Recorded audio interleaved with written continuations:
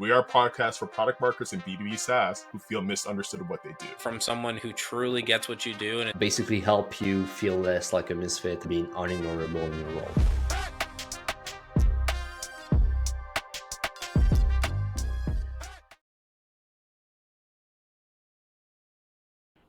What's up, everybody? This is another episode of We're Not Marketers. This is Zach Roberts, the sales water lad, on the mic. Before we introduce our next illustrious guest, we got to pass the mic around to get reacquainted with our co-host. Kicking it off with Eric. Yeah, what's up? Eric Holland. We'll slide it down to Gab for an intro. Gab Bijou, sales deck intern, still doing sales deck after 5 seasons, and all.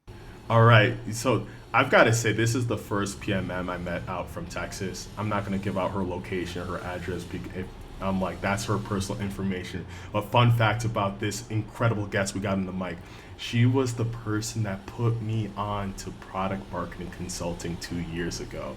If it wasn't for her, I probably wouldn't be out in Mexico City be doing this here today. Outside of that, she plays both sides of the field as a senior technical product manager at Thrivent. She's a wealth of go-to-market expertise, not only in-house, but consulting expertise. Really excited to introduce Crystal Crouch on the mic.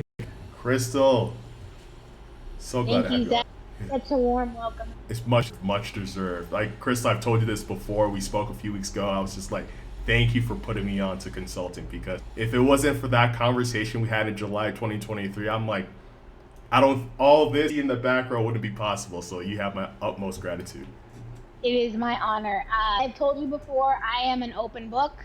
That is my ideal. I have always been the type that is very honest and transparent, and I encourage people to be the same way. So if I could ever help somebody, there's no secrets with me. I'm glad that you're doing well. And like I told you from the get-go, mentorship's a big deal for me. And one of my love languages is words of affirmation, but also gift giving. If I could gift people anything, it's little nuggets of knowledge. So I'm so happy that you're doing well. Thank you. You had Eric almost fall out of his seat when you said that. Because we've spoken about that before. Shout out to the words of affirmation, folks. Yeah. And so shout out to anyone else with the 5 love languages. Boys, absolutely. You ready for a good episode? And Crystal, we have one question that always makes the rounds when we have a guest. I wonder what that is, and I'm scared of the day when I'll shave this and then you won't know what to call me. We won't even recognize you. We'll be like, who's this man on this podcast? Are product marketers actually marketers? Why or why not? I was prepping for this, believe it or not. So I am going to have to say yes, but different. And let me define why. I wrote my notes so that I'm not confused here of what I believe that we are. So PMMs are marketers, but we operate in the intersection between product strategy and the market, right? We're always looking to see what's doing best for the consumer. And so we're not running campaigns. We're shaping positioning, pricing, messaging, and really to influence the roadmaps. I taught a class yesterday for the product marketing core for Product Marketing Alliance, and I was explaining to the class that a lot of them are coming from generalized marketing.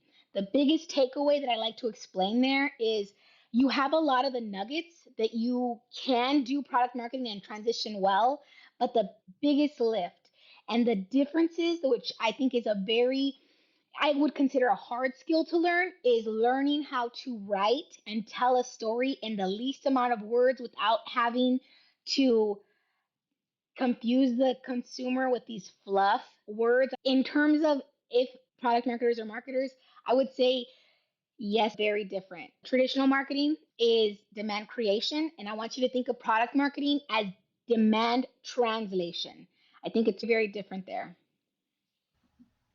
I love that term. Demand triangulation? Demand translation. Because what you're translating from you're listening to the customer, you're really actually trying to understand their pain point and translate it so that the product manager knows, now that I'm on the product side, it is crucial that you remind the engineers and the product managers that it is great. So these are where we use the words of affirmation. You're incredible. The strategy looks awesome, but I want you to pause in the assumption And I want you to look at really doing the research and validating that, because that is where product gets a little stuck of the looking at the assumption and innovation and not really validating a lot of what needs to be done to validate that's what the customer is actually needing. So that is where the translation piece comes from product marketers.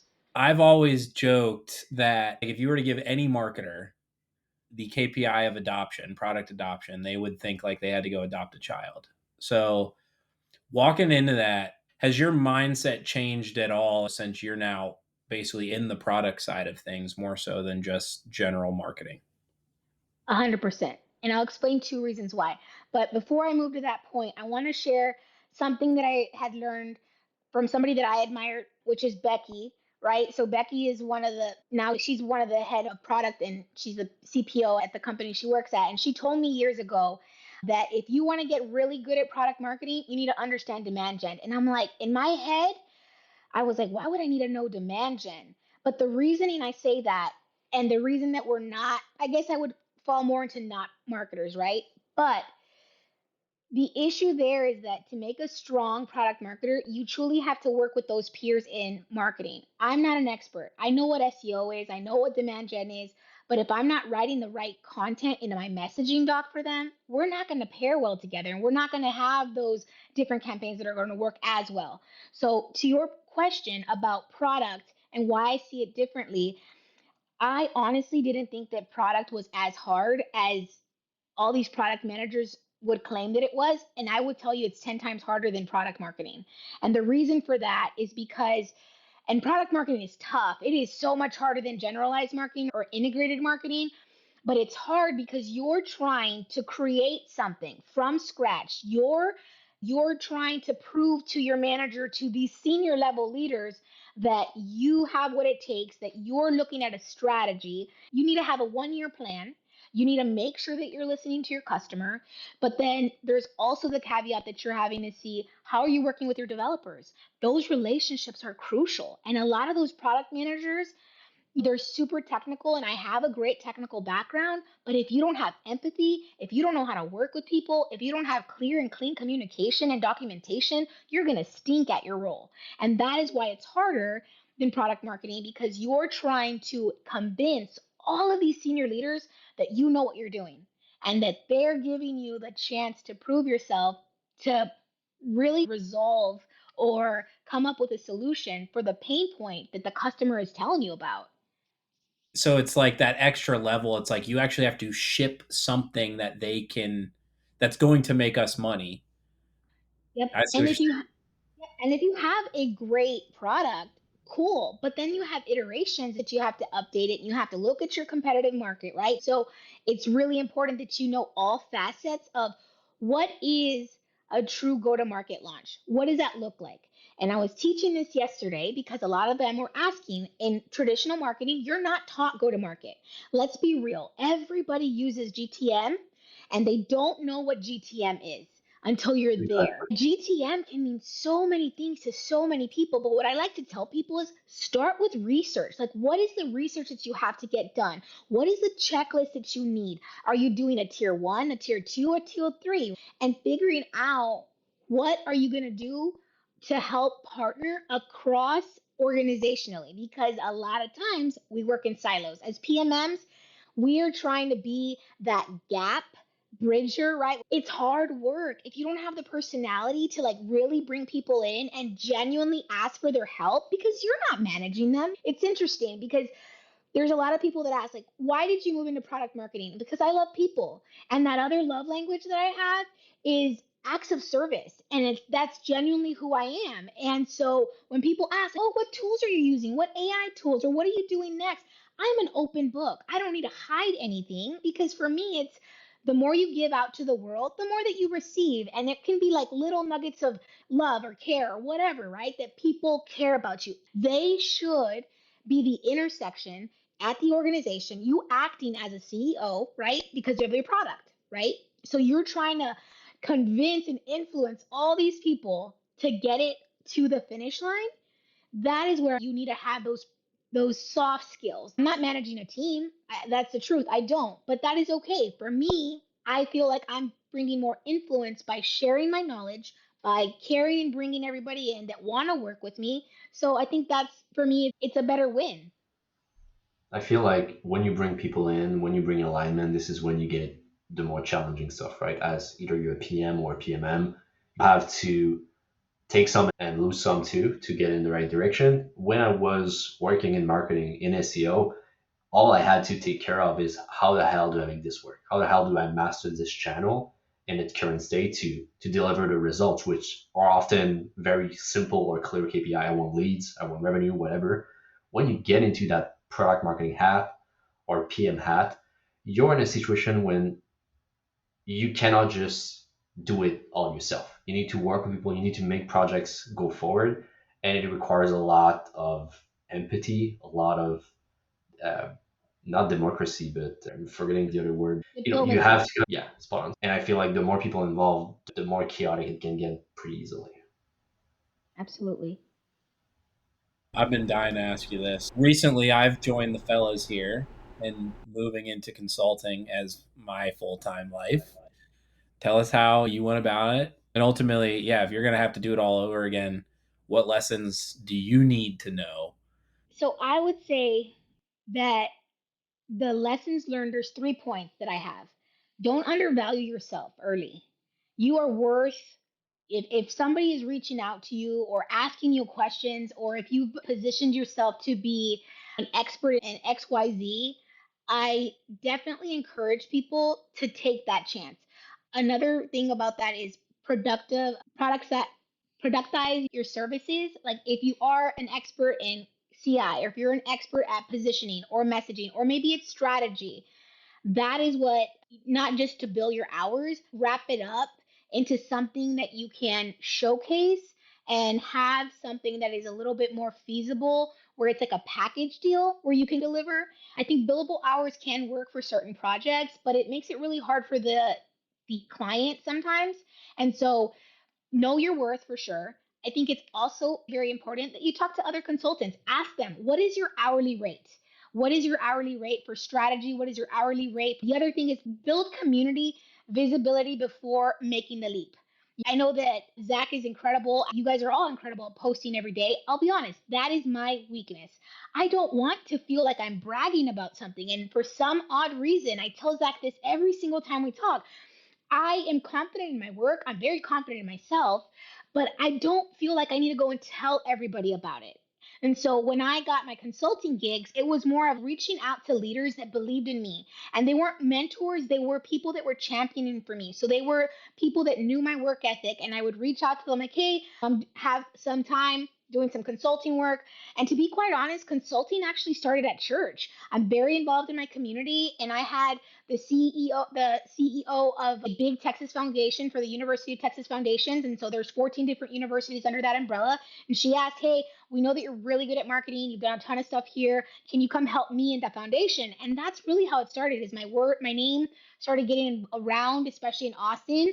I was very involved. That's really how it happened, naturally, organically. And I don't pitch myself anymore. I only take clients on for smaller projects because I'm really loving the work that I get to do at Thrivent. So I'm a boomerang. I left Thrivent to try the startup world because I was poached by a big company that was like a startup company, and it was complete false promises. I had an absolute horrible leader and very conniving, very unethical, and I knew that it wasn't for me. The people that I actually worked with and managed there, I'm still close to them, which is speaks volumes of the type of person that I am, because those people still ask me for mentorship. Those people still connect with me. They're asking me for advice. And I would say, from the consulting world, if you're passionate about something, I would say start with giving something for free, and not to a client, but give people, whether it's like mentorship, whether it's helping somebody identify what's the next move in their career. When you start to give more than asking, your life will change. The reason for that is because you're not here trying to gatekeep anything, unfortunately. And I'm like, hey, I'm an open book. But then they turn their back on you. And then they don't want to share what they're doing. And so, what I always tell people, and Zach knows that I'm very true to my word, is that don't be that person. If you're going to go into consulting, be open to sharing with other consultants because there's plenty of business for everybody. We all offer very different types of consulting services. All product marketers are not the same. So you can do something different. You can work in one specific area of focus than somebody else. Be genuine in who you are.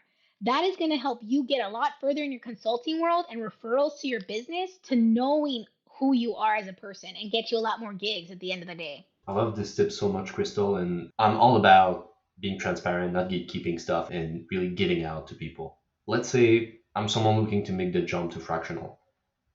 If I want to do projects for free, should I first basically nail down my offer and then create pilots projects that I can do for free with clients to build momentum and case studies and trust? Or should I basically do a bunch of projects for free in different areas to figure out what would be my best offer? No, you can't eat without any money, right? So no, projects are not for free. What I mean by is if there's a foundation, if there's something that you have a passion for volunteering and you can help them or you can give them guidance. I'm not saying offer your services for free because we all need to eat at the end of the day, right? What I'm meaning is like offer something, whether it's like a template or a guide to your users on LinkedIn. Start there. Promote yourself, right? With other things of how you're going to get memorable. So that is what I mean by acts of service that you're offering, whether it's like, hey, there's a brand new PMM. They've never done a go to market.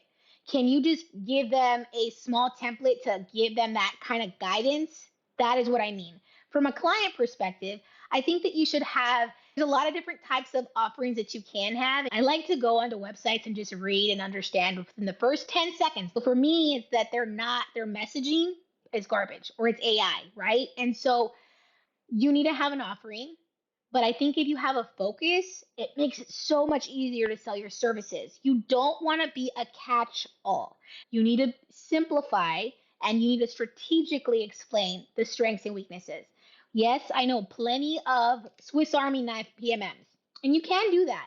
But at the end of the day, you're thrown so much as a PMM, right? And so when you focus on one thing and get really good at it, people will know your work and your ethics and how you do things. I think by being able to offer simplified services, it makes it easier. Just like when we're talking about audiences, to know about the companies that we represent, right? They want to know what you do and how are you going to help solve their problem. You're like, yeah, I don't like to brag about myself. I don't like to post much. I need to hear more of your thoughts on a regular basis. Yeah, so Crystal, there's one piece you mentioned here. I take on my clients. I choose my clients. For consultants that are starting off that are like, but Crystal, I'm like, I can't pick. I've got to, like you said, I got to put food on the table. How do I get to a place where I can go from not hunting business, but I can be in a place where you're describing that abundance mindset of where I choose the people I want to work with?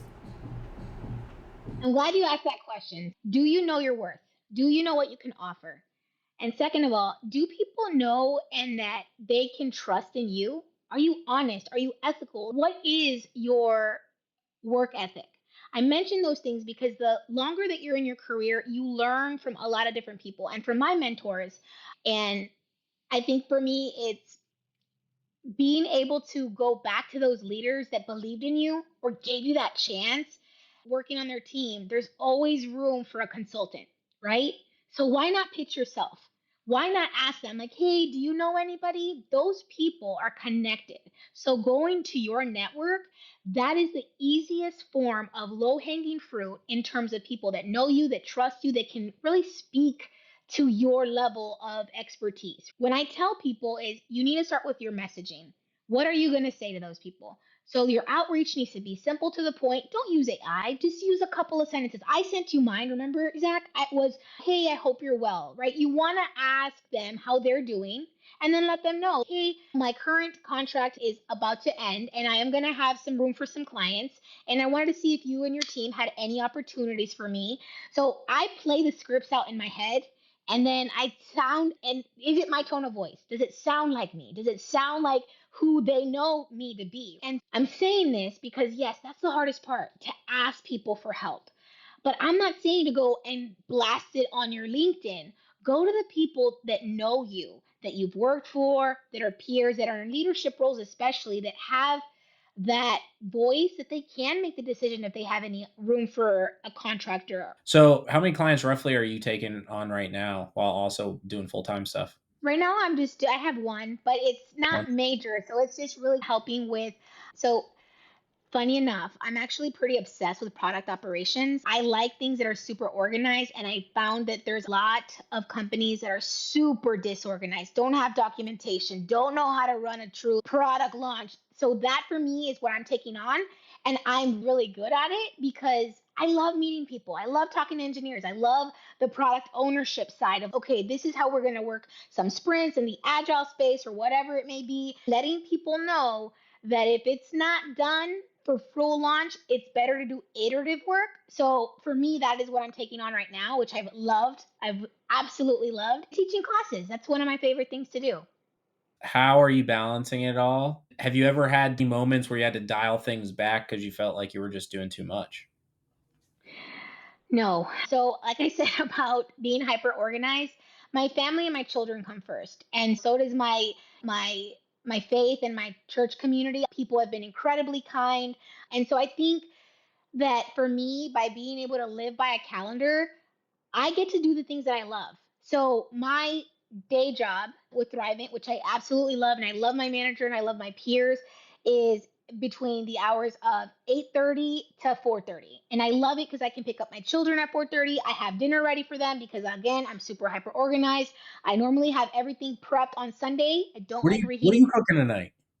Tonight I'm actually making chicken tikka masala with homemade naan and some bread. Oh, we're Oh, cooking. where's my plane ticket? Where's my plane ticket? My kids are spoiled. They get a homemade meal every day. I have a 9-year-old. He has never eaten a frozen chicken nugget in his life. Besides the McDonald's or Chick-fil-A, but I have never bought a bag of French fries or chicken nuggets. So I take pride in being able to cook. And anyway, with that being said, I am very organized. I live by a calendar, and nothing is going to get in the way of my family, soccer games, things like that. And when it gets done, it's that 9 to midnight kind of thing, and that's okay. I do have a strict, I don't go to bed after midnight, but that is for me where I hyper organize. I've been on the Pomodoro method for about 20 years, and I live and breathe Pomodoro. My children are on a Pomodoro kids. Everything has a timer in my house. And so they are extremely, not only that they're smart, but they're very well behaved and organized because I don't do iPads. None of them have an iPad. I have one iPad in my house. We only have one TV in our home because TV is not something that we believe in. So if you want to know more about that, it's more of there's discipline. We read, we learn, we build. They're super into Legos and robotics. And so that for me is what I spend my time in is my family and the things that I do in my community. Wow. I'm just laughing to myself. I have that Hillary Clinton meme in my head. If I was to walk into Crystal's house, I'd be like, "Wait, there's only one TV? Like, where?" It's a family TV. We have it in the living room to share, but I learned before I got married that you're not supposed to have one in your bedroom. And so we have one large one in our living room. I love it. I don't think there's been a time in my life where I've negotiated money, and that could be my comp package. It could be now that I'm doing client work, what is my worth type of conversations. What are some of the things that you've learned and that you can really command those type of conversations and feeling like you're getting steamrolled? I don't know if you know this, but another fun fact about me is I'm a product pricing expert. So I want you to look at it and treat it like product pricing. So you're going to look at the anchor, you're going to justify why you are good at whatever, and you're going to add the value levers, is what I like to say. So when you do that, it is easy for you to be able to prove your worth, your ethics, whatever it is, right? And then you come in with a walk away number. And so you position yourself that way. The other thing is I use silence as a negotiation tool. So I'm not going to go back and forth with you. Like I am confident in what I can produce. I am very confident in what I can deliver. I'm not going to hound you either. If I don't meet your budget, that's fine. So another fun fact, my first job out of college, I drove the Oscar Mayer Wienermobile, and we had a phenomenal crisis management and negotiation expert that came and taught us. Her name was Terry Gowdy. God rest her soul, she has passed away now, but she was incredible. She taught me. I was 19 when I graduated college, so it was very early in my career, and she helped me realize like the way that you communicate and asking and probing questions will get you very far. So the way that I would do that is, can you share with me what the budget is for this XYZ project? And so most people, it's just like car sales. You got to ask. You're not going to tell them what my budget is. I'm not going to tell you what my price is. I want to know what your budget is. And we're going to talk. We're going to be honest and ethical. It's just like enterprise pricing, right? They're not sharing their pricing online for a reason. And I will say the first negotiation mistake is undervaluing yourself and then making sure that you know what other consultants are charging and services. All of that information you can find online. There's a lot of amazing consultants that you can go online and see on average what they charge an hour based on project. So you can just Google or even chat GPT what other consultants are charging in this space and get a range. And then start building your packages so that you're able to offer services versus hourly. Because a lot of times it's hard for people to hear the number hourly and then be like, yeah, I'm not doing this. What's your take on charging hourly versus charging per project? My take is, if you get good at something, if you learn to do it efficiently, then you're automatically doing yourself a disservice if you charge hourly, because why waste less time doing it if you get less money at the end of the day? Absolutely. I think that when you start off, it depends. If it's a larger company and you know that they only need you a couple of hours a week and you're like punching in and punching out, fine. But another thing to mention for consultants is, if you're not really good at managing your time, how do you know you're being ethical with charging them hourly? That is where I have some kind of icky feeling of that doesn't make sense. And so for me, it's like I can finish a project, I'll give you a timeline, I'll let you know my cost and my rate, and then we can negotiate for other projects. But I see when you are charging hourly, yes, you can do a disservice, but I'm always thinking about the customer first too. When I'm giving you a service, right? I want you to remember me. I want you to also be the one to go and refer me out. So if you see that I gave you like a half murky type of job, you're not going to want to work with me again, right? And so by being able to prove that in the delivery of my work and being able to charge by project, it makes it easier too for both sides. If starting with a client as a consultant and they're asking for that question that we all are scared of, what's going to be the ROI on this, right? How do you approach it? Do you move away from it? Do you change the subject, or do you tackle it head on? I'm just curious if that already happened to you at some point, and how would you help our listeners that are taking that consulting route to make sure they don't fall in the pitfall around this? So let me start with data. Okay, so I have a corporate finance background, and I will tell you 90% of the data at companies is dirty. And it is my biggest pet peeve. And the reason for that is because a lot of people are looking at vanity metrics, right? So let's talk about our marketing expert friends on the demand gen side. They have vanity metrics that they're looking at. But when you're looking at product, like the KPIs, you need to think about the job of like, what is the conversion rate? What is the acquisition rate, right? So if you have some metric that's there, show it to me. Bring it on. Let me see what's going on. What do you have on your table? And then I can give you a percentage of what I can increase that by. That is just because I know data. If I didn't understand data analytics, then it would be really hard for me to then say, oh, the ROI is going to be 50%. Let's be real. Nobody is going to get you a 50% return because there's going to be broken bridges between all of these other things. And we, as product marketers, are that we're trying to connect with digital marketing. We're trying to connect with engineering to make sure that we have all the backlinks for Adobe Analytics accurately working. Maybe it's Full Story. Maybe it's Datadog. I use Datadog now. Absolutely obsessed with it. I use Databricks. But again, I'm getting so deep into the data world of the backend as a product owner, product manager, that I want clean data. So that is where I can bring value because I'm talking from a technical level and also doing a lot of A/B testing. Are you actually looking at what the messaging from this looks to this, right? Or maybe it's an image. Maybe the UI needs some updating. I'm not a UI expert. I'm just a customer journey expert, and I don't want hiccups or pauses or any kind of red tape in between where they're putting their information, because we don't, as consumers, don't want to be gate kept, right? So that is where I can bring value to a lot of the customers. And I encourage consultants to look at it from a larger scale.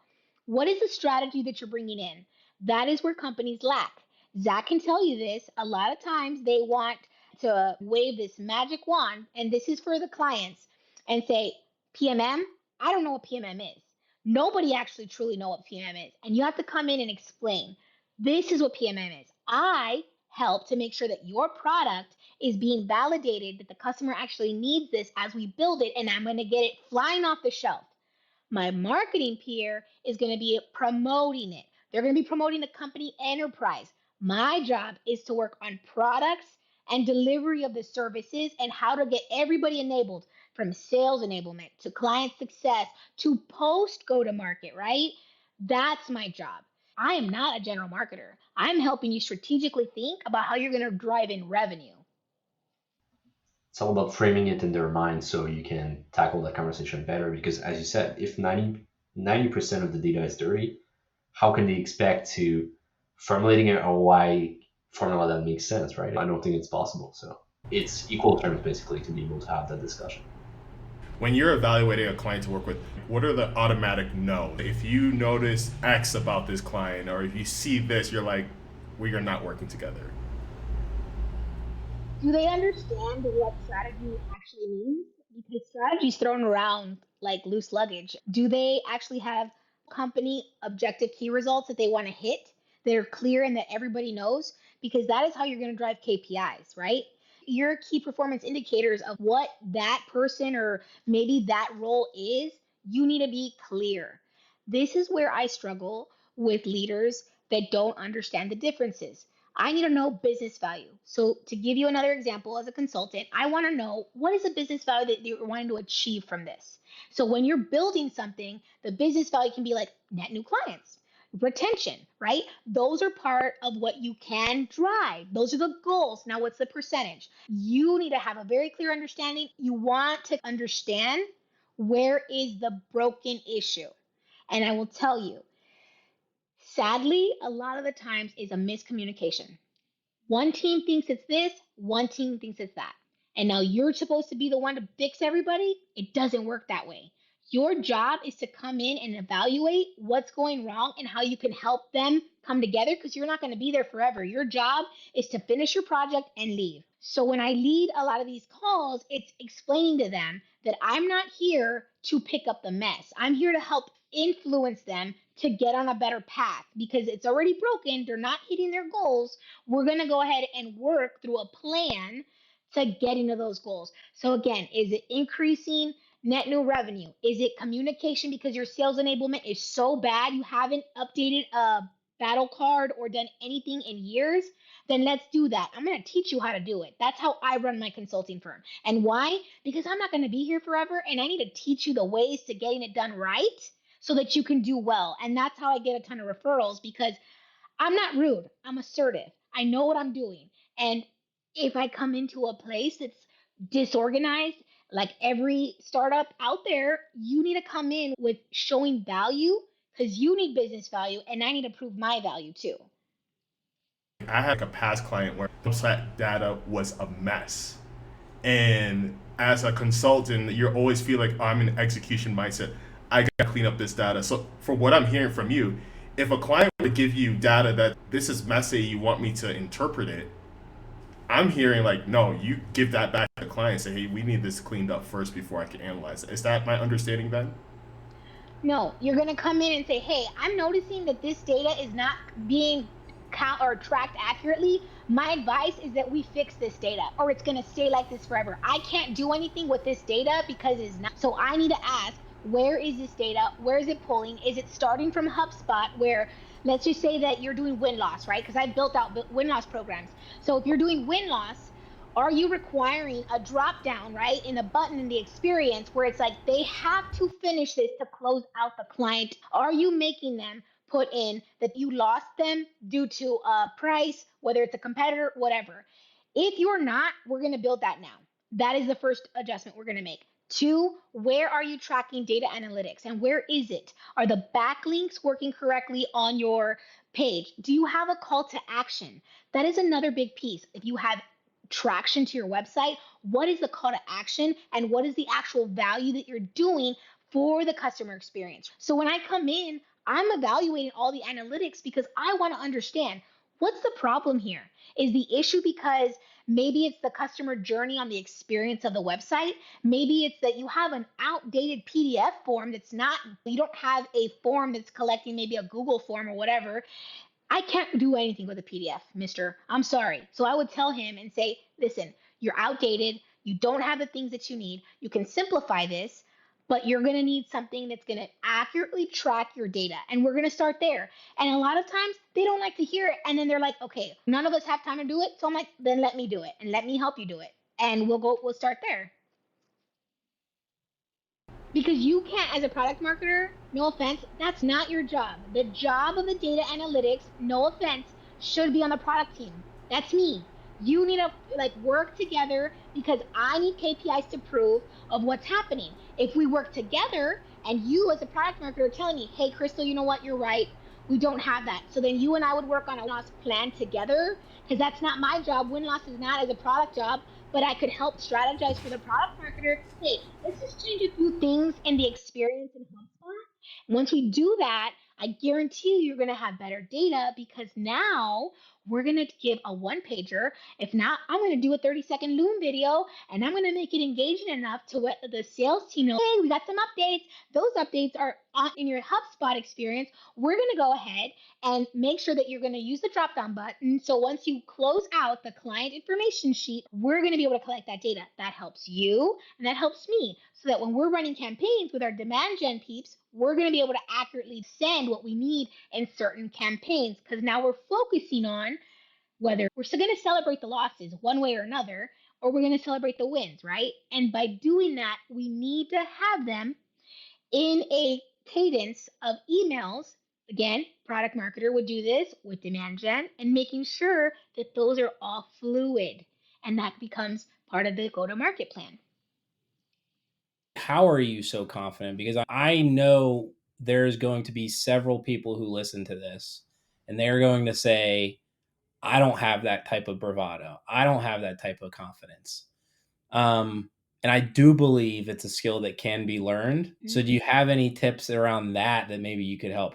So something my dad would do when we were kids was he would always tell me that I had to work hard because nothing was going to be given to me. And so for me, it's more of I'm always going to give my best, like always going to give my best. And so if I know I gave my best, that's all I can give, right? And I am confident in that because I'm the type that will never quit. I'm very competitive, but the person I'm competitive with is myself.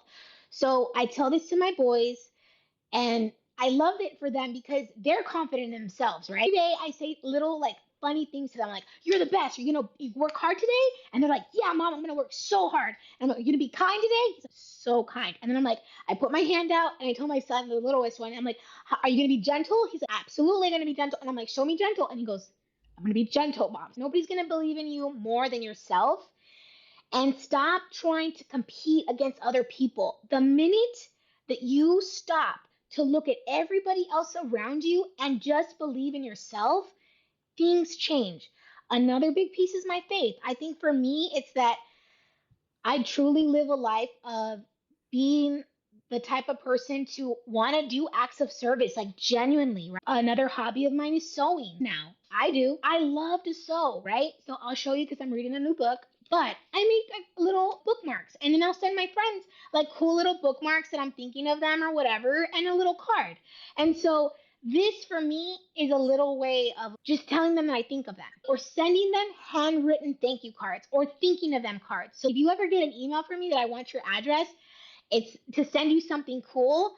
Or if somebody tells me I love the Wienermobile, I'm like, okay, I'm going to send you a wiener whistle. And so like I have wiener whistles like up the wazoo. So I will go grab them and I'll mail them to my friends because for me, that little minute of writing a cool little letter or a cool little thank you card just means more. And I think we need to do more of that, of just stop thinking of ourselves and how we can help other people, and that brings your own confidence in yourself, if that makes sense.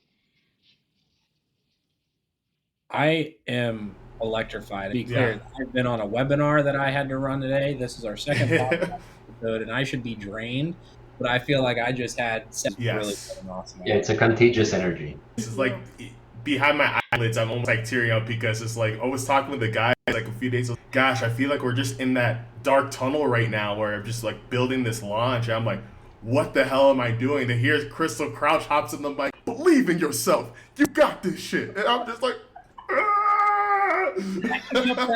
Boy, you got this. be gentle, but be assertive. Yeah, I think that's a big thing as a parent. You learn about the things that I don't think any parent is perfect, but you want to be the best version of that for your kids. And for me, I'm definitely that soccer mom at every game. I bring snacks and I have enough snacks in case there's another little hungry kid, right? Because I don't want them to feel left out. I feel bad. They're little. And for me, it's the same thing. It's that I want to be that for other people. It's making you smile or just saying thank you, right? To the cashier at the store. What does that take to be kind and ask them, like, how's your day? Like, genuinely asking them that day. And so I tell people that all the time is just be nice. Like, how would you and be treated? And I tell my kids that all the time. But yeah, these classes that I teach are 8 hours long. And 90% of the classes that I teach, I would say always keep their cameras on, which means so much to me. But it's that electrifying type of personality that I genuinely have. I'm very spunky. I would say that I'm very bubbly. And that's just who I am, like all day, every day. How many times have you been in a conference or a webinar and you are just so annoyed with the tone of voice that they use or the delivery in their voice? And you're just like, I could do this better. That's because no one could do it better than you, Crystal. That's why you keep saying it. I totally with you. Like, you got to bring that energy, and I think that's definitely one thing I'm taking away from all this is you got to bring that energy, and the good stuff will start coming to you. And that good energy includes kindness, includes empathy, right? And just not giving up. It's like do hard work, but do it 100%. If Yes. you have to do something, you would rather do it well instead of just being lazy. Yes. So I'm going to say something because one of my mentors, who I absolutely love, her name's Nicole Schulender, and she was a VP of marketing at Thrivent when I first joined. And she told me that you should always do 75% of the work because it's like the work that you're doing day to day, but do 25% of the work that you absolutely like love, right? Because the 75 is like what you have to do. Like you have to get it done because that is a requirement of your job. But look outside of other things that you want to get really good at that still gives you joy to finish out your day. I actually got to pivot into product marketing. I wasn't always in product marketing. I had wanted to get certified through the Pragmatic Institute, and at that time there was no PMA when I was doing it. And so she gave me the opportunity to complete all 8 of my classes because none of my peers of a team of 80 wanted to get continuing education, and I did, and I kept raising my hand, and she's like, keep going, I'll keep paying.